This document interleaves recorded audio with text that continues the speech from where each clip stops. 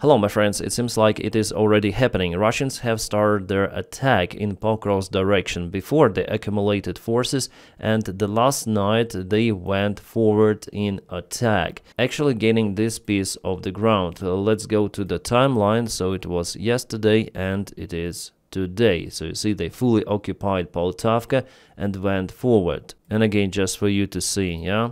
This is the green color because this Ukrainian counteroffensive happened 2 weeks ago. In the deep state military map, if Ukrainian territorial gains are more than 2 weeks, they change the color. So what is here? Russians went through this river a little further. Those are fields, but they established the control over Poltavka. It's the small village. Let me show you the satellite. Yeah, so just a few of the streets. Nevertheless, they have the opportunity to create the bridgehead in Poltavka. So Ukraine counterattacks from those sides in Pankivka, Mayak, and further to the south, also pushing from this side. Plus Ukraine was capable to cut Russians in Kucherev Yar. There are not many soldiers, but still they are unable to receive normal supplies. All the supply deliveries are organized by Russians using drones. And why do Russians continue to use drones to supply this area? Because Ukraine has to use extra resources to encircle Russians here. And while Ukrainian army tries to avoid losses, attacking Kucherev Yar for now, and there's just a tiny place where Russians are presented. But they are still under constant drone threat. Nevertheless, they are marked on this map. I think there are less than 100 soldiers there, judging on activity reported. Also, Ukraine was capable to cut the ground supplies for this Russian group. However, for the last night, Russians tried this offensive. So their idea is try to push Ukraine somehow in this place, at least from one side. From this side, from this, it's absolutely not possible. But potentially here it could be the problem for Ukrainian army, because if Russians move further, they may cut the supplies for Ukrainian army in this entire place. As you may see, there is the road ongoing from the north to the south, sideways also here. So the idea for the Russian military command to cut it over here is pretty much understandable. And actually it might look like an initial phase of the major Russian attack attempt in Pokrovsk direction. For now they are looking for the possible weak spots in Ukrainian defense, and they want to regain those territories under control back, because that is how they were capable actually to proceed to Zoloty Kolodets and break through Ukrainian main defense line. That's what they want to do here, yeah? Zoloty Kolodets, it was previously occupied, later on liberated by Ukrainian emergency brigades. I guess it happened roughly 2 months ago, but Ukraine since that time managed to break the initiative, and now Russia tries to get it back. As well as they went recently closer to Pokrovsk and they operate with their sabotage groups out there. And we have the report from the Miko Center 3 OSINT analytic. He shows this military map. Definitely Russians went deeper. In the deep state military map it is something like here, but we have the drone evidence. Probably I'm gonna show you a little later that Russians are very close to this important road, and their idea is actually to cut it, and that's how Ukrainian group here will be forced to leave this area or to organize defense in multiple of directions, which is also not profitable, as you might understand. So yeah, let's go to the Mykovsk interactive map. Here you can see that Russia is using aviation bombs, hitting Ukrainian positions in those villages, actually stopping or slowing down Ukrainian counteroffensive actions here. Plus they dropped the gliding bombs here before starting this offensive, so attack on Ukrainian positions. We have geolocation confirmation that's exactly the same lake here. Yeah, I can even see it on those images. But Ukraine is using drones. For example, this one was a report on Telegram channel. Yeah, actually it's just a compilation, some sort of the cut of the drone drops and FPV drones, but analytics were capable to identify some of the locations, and one of those is very close to the supply road that I showed you already before. So that's the furthest point where Russians were capable to go. And I guess the local hub for Ukrainian supplies is Sofivka, because this village is kind of large compared to others in the place.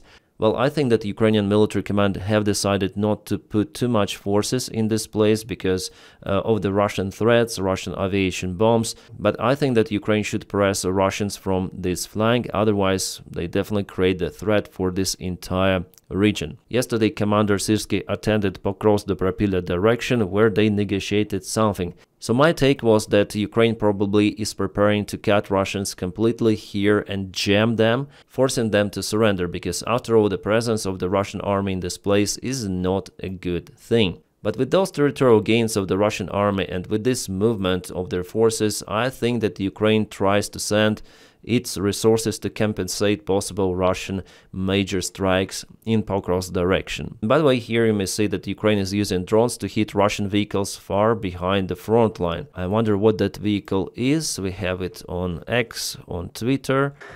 Oh, it is even artillery system and MTLB vehicle. Okay. Some artillery shells are there, and it's not the only transport, it is also some sort of the supply vehicle, could be.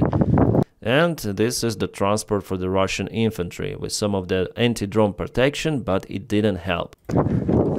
And yeah, many more vehicles. This is Bukhanka van, and this is one more Bukhanka van. Bukhanka means loaf because it looks like loaf. So thank you, Russians, for geolocating your losses. Now we have it on the map. Also, we have this video from Magyar. Some of the Russian soldiers in Pokrovsk direction, they tried to hide underground even. This is the small tunnel which is usually located under the road, and there is the Russian soldier hiding.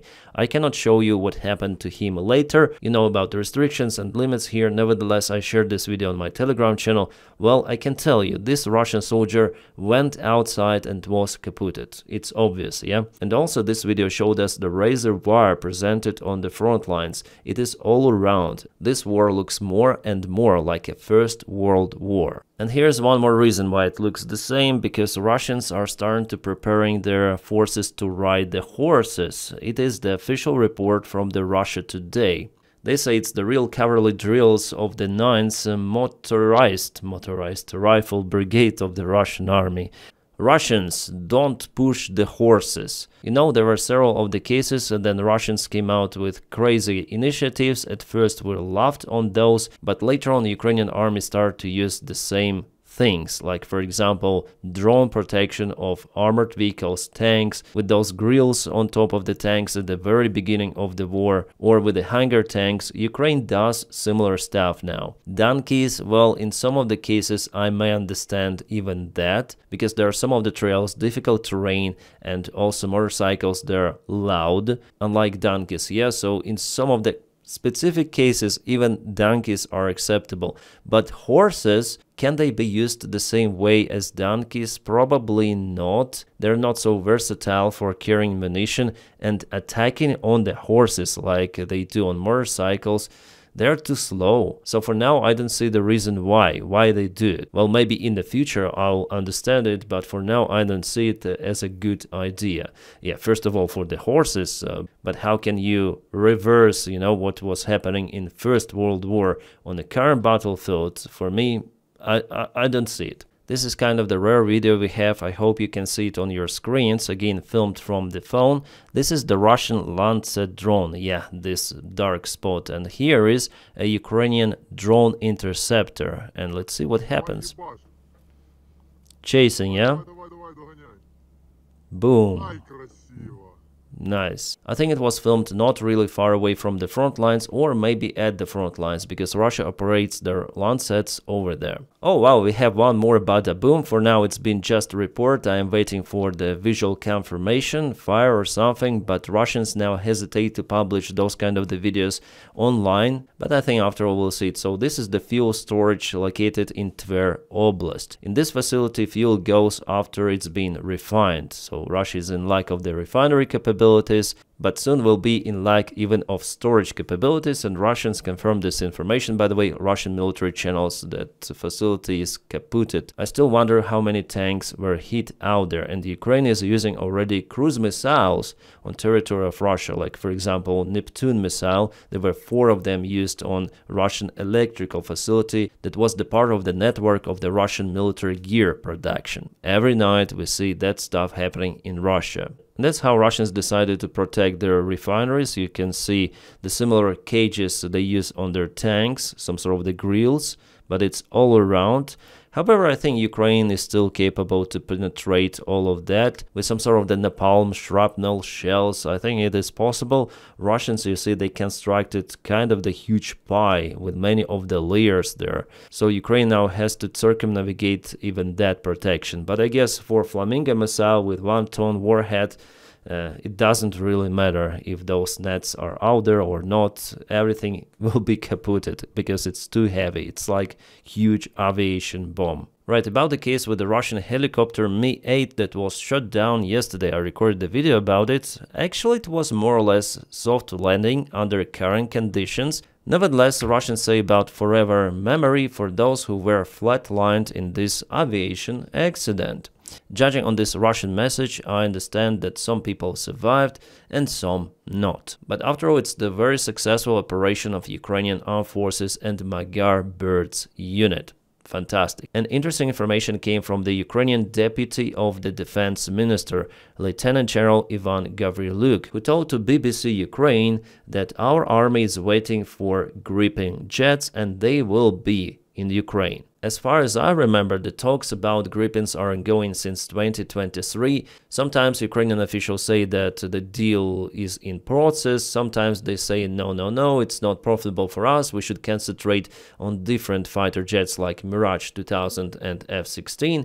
But now we have this new information, and Ivan Gavriluk was sure that Ukraine is going to obtain those fighter jets. Well, it's gonna be good if it is real. We have already comment from Sweden. They say that the final decision has not yet been taken for the supplyment of the fighter jets to Ukraine, but negotiations continue. Okay, guys, as for the vehicle losses, we have this count for the last week. So Russia lost totally 38 of the vehicles, Ukraine 25. Sadly, this time Ukraine lost many of the battle tanks, 5. Well, for Russia it's 7, but still this number is big for Ukraine, judging on Ukrainian military resources and production capabilities. Basically, Ukraine cannot produce tanks any longer. It may just obtain those from our allies, and our allies, they hesitate to send new tanks to Ukraine. I think that the last time Australia sent their Abrams tanks to Ukraine, actually they sent more tanks than United States.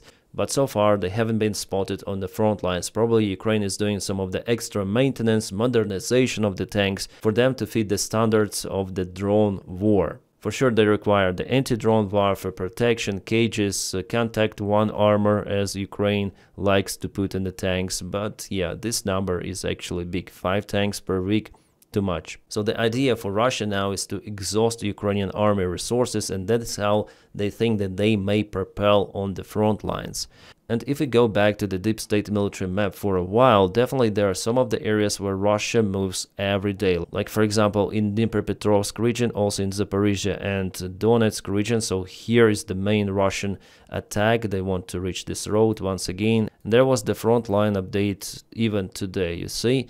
And if we zoom out once again and go 1 week ago, just a single week, you see that Russians actually move here. It's not a good sign, absolutely, and Ukraine obviously needs more reinforcements, more resources to handle those Russian small attacks that sometimes, like over here, may go into the penetration of Ukrainian defense lines. The front lines are very long and Russia attacks in multiple directions. Yes, they have a couple of the main directions, but the Russian army strategy is to cause Ukraine to disperse the forces all around. Does it work? Well, sometimes it might work, but still Russia is far, far away from reaching its goals of the special military operation or from occupying Donbass. Now, after all, they move very, very slow. Oh, Russian army needs more meat, so Putin yesterday signed the order to conscript 135,000 Russian young soldiers. Yeah, Russia has the conscription service, it's around 1 year, but after that year Russian army proposes to those conscripts to join the Russian contract army,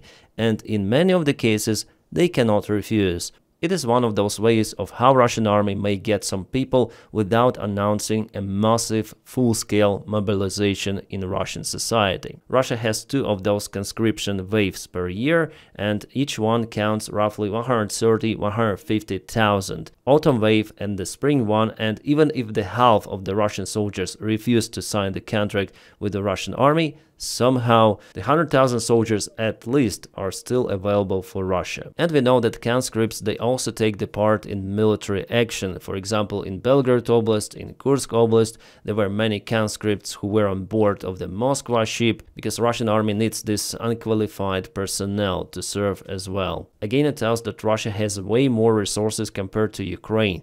Idea for Russia is to continue the war until Ukraine is exhausted. That's why the military support of Ukraine is so important. The war like that may finish only if one side gets exhausted of the war. And I guess that after all it's gonna be Russia, because there are some of the not good events happening for the Russian regime. Orban, long time no see, he went to some sort of the studio where he was speaking about Ukraine, saying that Ukraine is not an independent state and it depends on NATO and European Union. Yeah, for now it is like that because it's the war. It's a very good thing that democracies are helping Ukraine.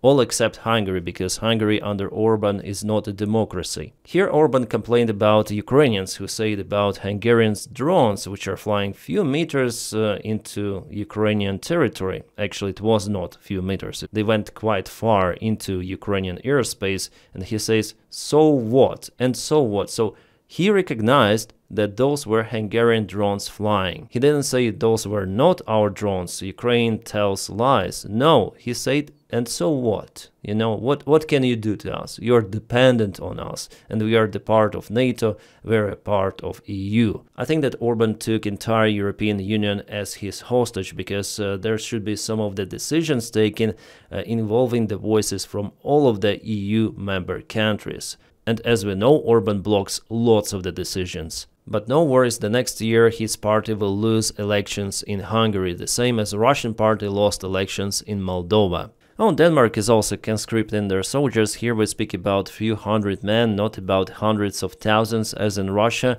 They just call some people from reserves. It is connected to the meeting of the European Union leaders, which will ongo in Denmark soon. So security measures, probably those soldiers will monitor the situation with the drones. That's probably the only reason. I would not over-exaggerate this stuff, okay? Germany will supply to Ukraine 2 of the Patriot systems till the end of the year. Fantastic news, which are coming, by the way, from the defense minister of Germany, Pistorius. I hope he mentioned not the launchers, but the systems, which are way bigger than just 2 of the launchers. Yeah, of course, we're speaking about systems. Yeah, Ukraine needs those, absolutely, and also Ukraine needs Patriot missiles, PAC-3 version, capable to shut down Russian ballistic missiles. Yeah, luckily there is an initiative for European Union countries to purchase weapons for Ukraine from the United States. At least like that, Ukraine may obtain air defense missiles. My friends, if you want to support the job that I do here on YouTube, please support me on membership of this channel or join my Patreon. The link for my Patreon is in the video description just below. Thank you so much, guys. Without your support, my job wouldn't be possible. So thank you, especially for those who support what I do. My friends, I wish you all a peaceful sky wherever you are, and have a great time.